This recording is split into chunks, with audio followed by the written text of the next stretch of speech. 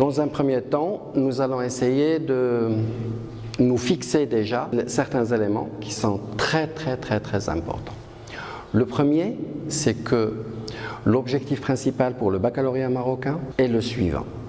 C'est exprimer un point de vue et le défendre. Deuxièmement, avant d'essayer d'écrire quoi que ce soit, il faut commencer par comprendre le sujet. Et justement, concernant la compréhension du sujet, on doit toujours essayer de reconnaître les deux composantes d'un sujet. La première composante, c'est la contextualisation. La contextualisation. J'entends par contextualisation une manière d'amener le sujet, de le relier à l'une des œuvres, de le relier à une thématique des œuvres, etc. Et le plus important, donc ça, c'est pas essentiellement ce qui nous est demandé de faire. Et la deuxième composante, ce sera la consigne. La consigne, c'est tout simplement ce qui nous est demandé de faire. Et là, vous la reconnaîtrez, par exemple, par l'emploi de l'impératif. Par l'emploi de l'impératif.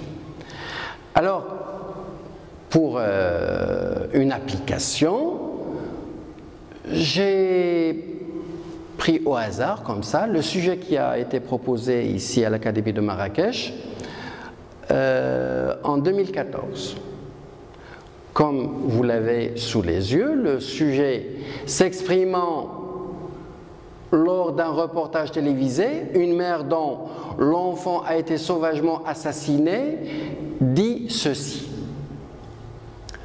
Les personnes qui sont contre la peine de mort ne savent pas de quoi elles parlent. Si l'un des membres de leur famille avait subi des souffrances pareilles, elles auraient réfléchi 2 fois avant d'avoir pitié de ces monstres. Fin de la citation. La question, partagez-vous son point de vue?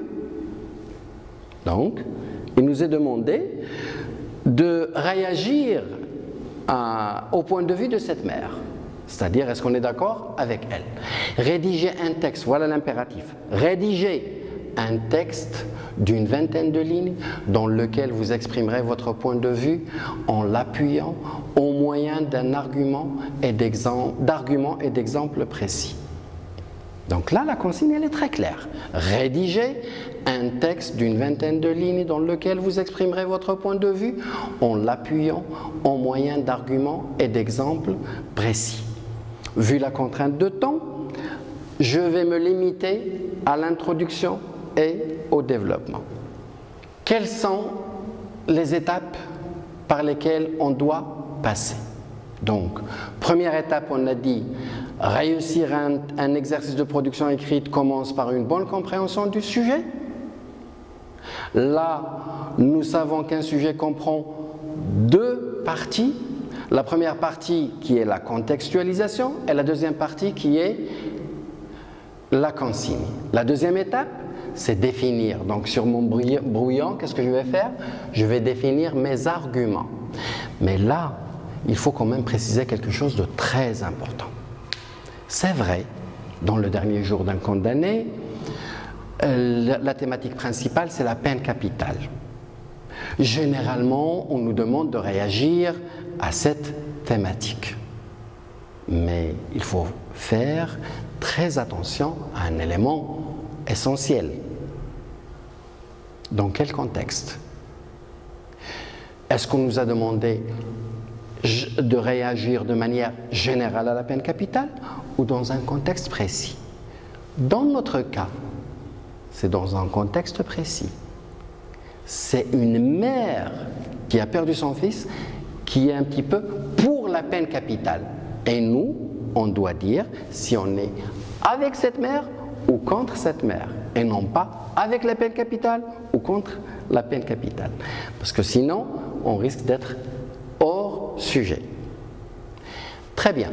Donc après, définir ces arguments tout en se rappelant qu'un argument doit être formulé dans un paragraphe. Dans nos classes, c'est qu'on demande à un élève, par exemple, de justifier ou d'argumenter un fait donné. Alors, il commence, personnellement, je pense que, et parce que, aussi, et... Donc, qu'est-ce qu'il fait en fait? Il multiplie les arguments. Alors que dans un sujet, on demande à peine 2 arguments, 3 maximum. Ça veut dire quoi? Ça veut dire qu'un argument, c'est pas une phrase. Un argument, c'est un paragraphe.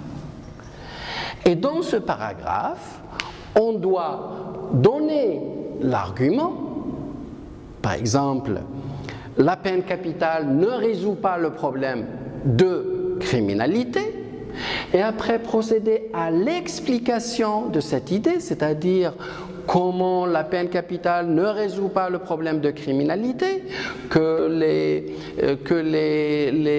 taux de criminalité s'élèvent de plus en plus dans les pays qui adoptent cette peine par exemple, que par contre dans d'autres qui l'ont supprimée prennent plutôt une tendance baissière, etc. Et enfin, donner un exemple. Donner un exemple. Donc là, une fois qu'on aura choisi ces arguments, on revient pour rédiger l'introduction et la conclusion. L'introduction aussi se compose de 3 éléments, s'il vous plaît.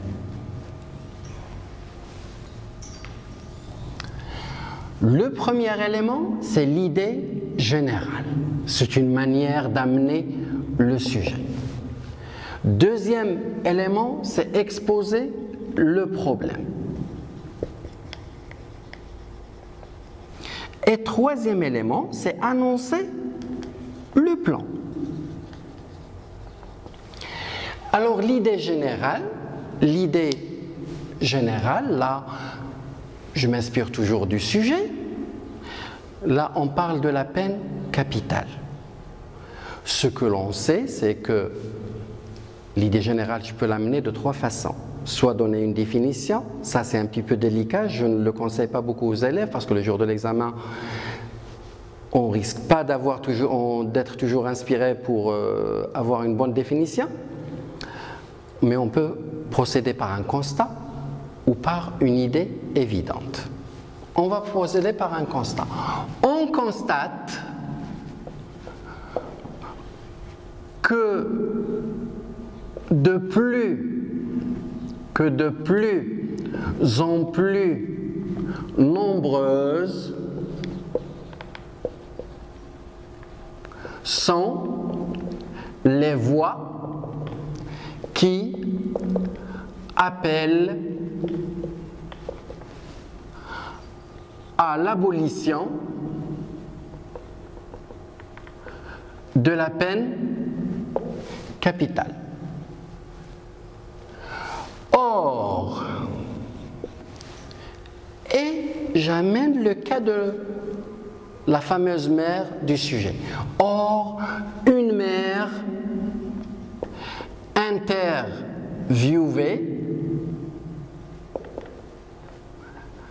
à la télé a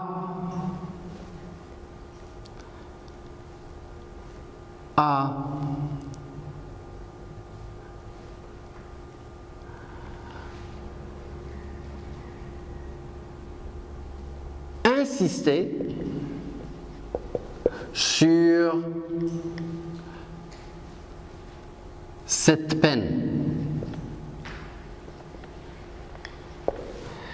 Alors, là, au niveau de l'annonciation du plan, je peux le faire de 2 façons.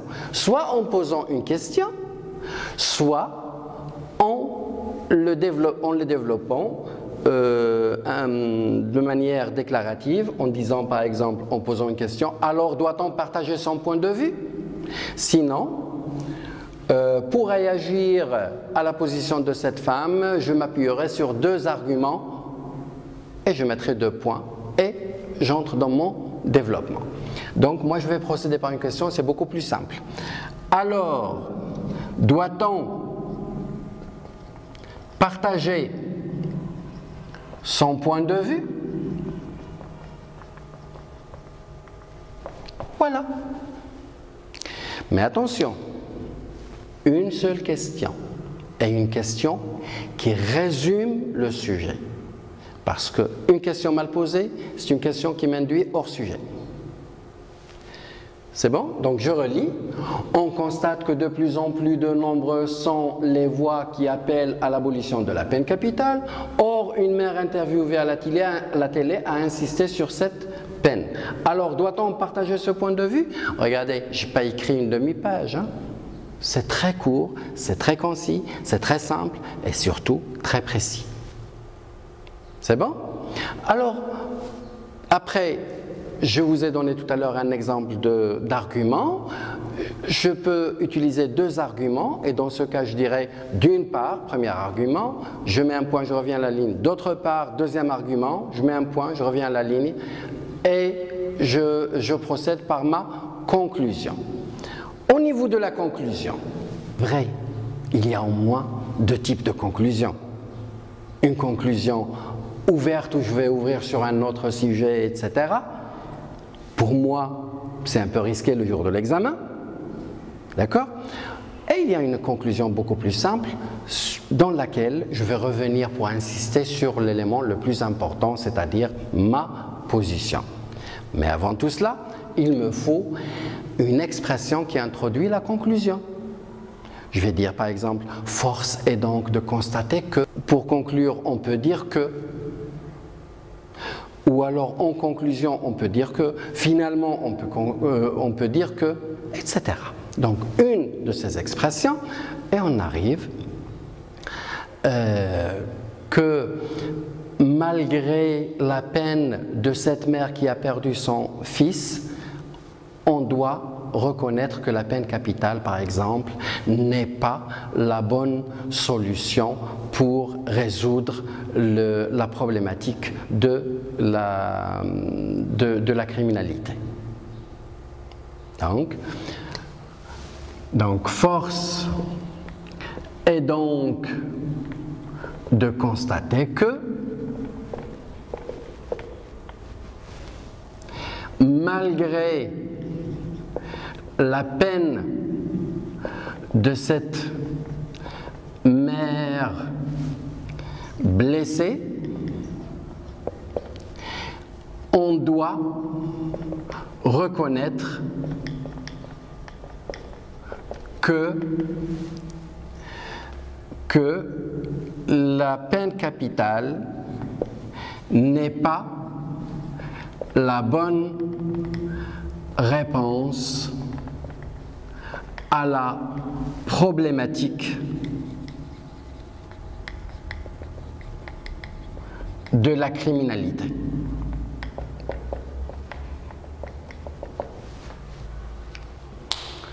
J'espère que ces essais vous auront donné quelques pistes et surtout quelques outils de travail.